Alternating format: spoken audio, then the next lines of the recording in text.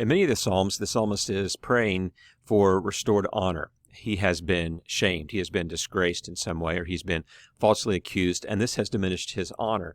This is important to understand in the context of the shame-honor culture of the East, and this is true even to this day. There's generally a distinction that's made between Eastern and Western cultures when it comes to this issue of shame and honor. Eastern cultures are described by anthropologists as being predominantly shame-honor cultures, while Western cultures are described as a guilt-innocence culture. And those of us in the West reading the Psalms through that guilt-innocence lens will see examples of guilt and innocence, but we might miss some of the nuances of the shame-honor culture that comes into play in the interpretation of these Psalms. So understand this about shame-honor culture, that honor is a positive social value, just as it is in the West. It's a status which a person claims, and that claim must be affirmed by others in that group to validate it. So, for example, when David kills Goliath, his honor increases dramatically. This is affirmed by those in this culture as well. The opposite of this, of course, is shame, a loss of honor in the community. Now, we speak of shame as sensitivity to one's reputation. We might say to someone who doesn't express appropriate social boundaries, we might say, oh, you have no shame, or have you no shame? Negatively, shame refers to the loss of status or humiliation.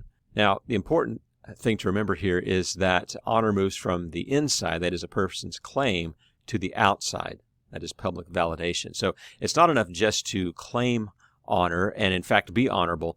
That must be validated by the community. So when David will claim, for example, in Psalm 26, he will say, I'm innocent, but he is, in the court of public opinion, he has been accused. And so for that reason, he needs to be validated by the community. And so he's praying that God would validate his claim of honor in the eyes of the community as well. Shame, on the other hand, moves from the outside, that is public denial, to the inside, a person's recognition of the denial of honor. So the community determines that a person has behaved dishonorably, and then that moves to the internal recognition of that shame and bearing that internally. It's important to understand that shame and honor operate in a competition. It's a limited quantity of honor. It's a zero-sum game. So if my honor increases, then yours will decrease, others will decrease, and vice versa. If your honor increases, my honor will increase. So we say that it is agonistic. There's constant struggle going on between the levels of shame and honor that one might claim and be given. Honor is sought after and protected. Now, men in particular are entrusted in this culture to maintain and increase their honor, and at the same time protecting the shame of the women in their kin group. A good example of this is when Absalom seeks vengeance on Amnon for the rape of Absalom's sister Tamar. And so he was wanting to protect Tamar, restore honor by bringing justice to Amnon.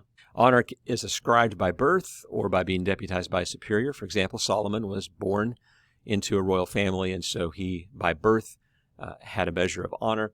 David was anointed by the prophet Samuel, and at this moment he was deputized, he was ascribed honor, but then he went on also to acquire that on the battlefield.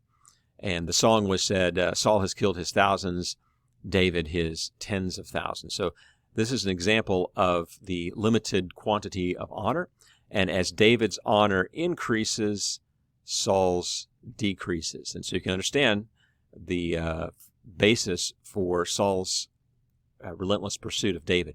He was trying to restore his honor by taking David's honor away, by shaming him, by chasing him around the country like an animal. So that helps us understand the motivation behind Saul and David's desire for honor in this context. Now you may ask, what's the difference between a shame-honor culture and a guilt-innocence culture? This has been described as guilt being more of an individual thing. It's a feeling that arises when we violate the absolute standards of morality within us. It is something that is internal, something that we are keenly aware of ourselves, but we may hide from the broader culture, and the rest of the culture may, in fact, honor us and admire us, but we know internally there's something out of step. So it's internal. It relies on internalized conviction of sin as a enforcer of good behavior. Shame, on the other hand, is an external sanction. So in contrast, we see in a shame-honor culture that behavior is controlled by the community's use of shame, and ultimately with the threat of ostracism from that community. It is external as opposed to internal. It is applied from outside.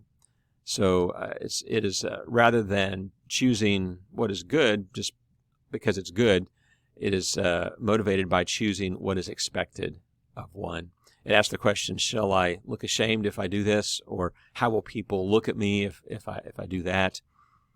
So it is said to be external and communal as opposed to individual and internal. You may ask, is there another way of looking at the world? And the answer is yes. There are some cultures that are dominated by the relationship between fear and power.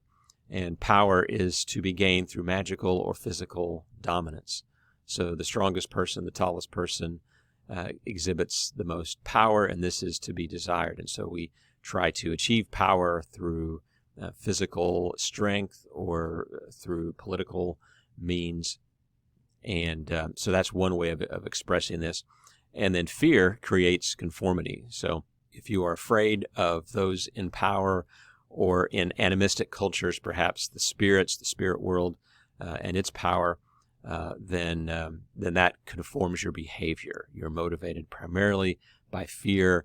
Will someone hurt me? Will something hurt me if I do this or that?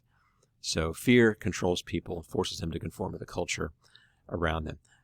There, of course, are elements of this in Western and Eastern cultures as well. So don't think of this as only something that happens in the long-forgotten tribes in various parts of the world. This is a thing today as well, fear-power relationship. So as you look at the Psalms, have a keen eye now for the terms of shame, of honor, of glory, because this was the currency of the Eastern culture in which the Psalms were written.